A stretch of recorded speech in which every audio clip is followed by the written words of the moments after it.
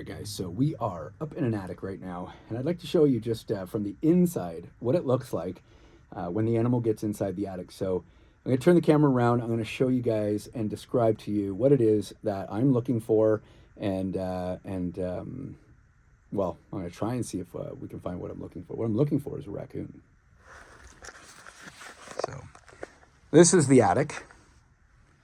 So I'm looking around here. I see a lot of disturbance here. So this insulation, if you look right here, that's the way the insulation should be. But if you look, you can clearly see that there's lots of disturbance here in the insulation where they've been walking around, or she's been walking around. Over here,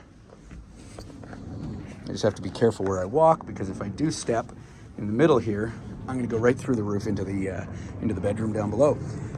So we look here, and I can clearly see that here's where my one-way door on the outside is. It's over in this area here. That's for her to come out. However, she has not been able to come out yet. We do have a little bit of poop up here, not a big deal. And that tells me that most likely, because they're hearing a lot of noise in this front bedroom, this is the front of the house over here, this spot right here inside is a nice little area where she can have her babies and not be disturbed. So what I'm waiting for is I need her to come out of the roof so that I can cut a hole in this wood here, and I can crawl in there and go see if I can find those babies. Some of the things that I'm looking at when I'm tracking an animal is I'm looking for stuff like this here. If you look at this 2x4, you see all this, that's like oils from her skin, from her paws and her fur as she's climbing over there and going in. You can see a little bit of feces down there as well. And then sometimes I got to be quiet because just want to make sure she's not sneaking up on me. But anyways, yeah, so I figure she's inside there somewhere.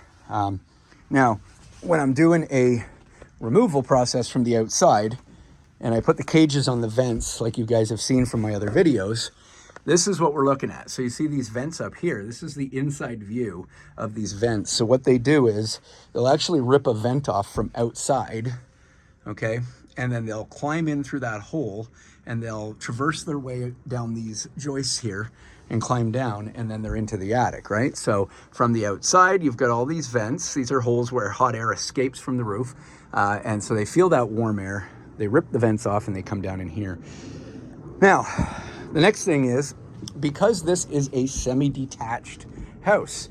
So semi-detached house means that this wall right here, okay, is the wall that is joined to the next house. Now, a lot of people think that animals can go back and forth, and that is not the case. As you can see, all the way up to the top, it is sealed with drywall, and behind that drywall is actually a cinder block wall, fire break. So the cinder block wall is then covered with this drywall so that it makes sure that there's no gaps whatsoever. Now, the thing is even though the drywall is there, over here, we have in this corner, you can see there's access to get down into the soffit. Okay, you can see a little bit of light right there. That would be like where the eaves trough, the sheathing comes down, meets the fascia board. And so down in this corner right here, that's past this wall, the animals can actually go down into the soffit, walk inside the soffit outside the house, right? And go back inside, similar to the what you're seeing here, but on the other side of this wall, and they can access back into the neighbor's attic. So as well as in the back of the house here, be the same thing. So there's two access points from one house to the other, in the back and the front, which would be the soffits. And so when I tell people that we want to make sure that they can't get from one unit to the next, and we put soffit blockers in. So that's what I was talking about. That's what it looks like from the inside view. That's what it looks like from the inside when you look up these vents. And I think my search for her is pretty much on hold for now. We're gonna have to wait maybe till tonight when she comes out of the roof, and then go ahead and we're gonna cut a hole in that wood there. It has no load bearing or anything like that, so it's not an issue. It's just an extra piece of plywood. We'll just cut that open so that I can access into that little feature in the front of the house there, and then we'll go ahead and remove those babies, take them out, reunite them with mom, and then finish up the repairs on the top of the roof, make sure that they can't get back in the future.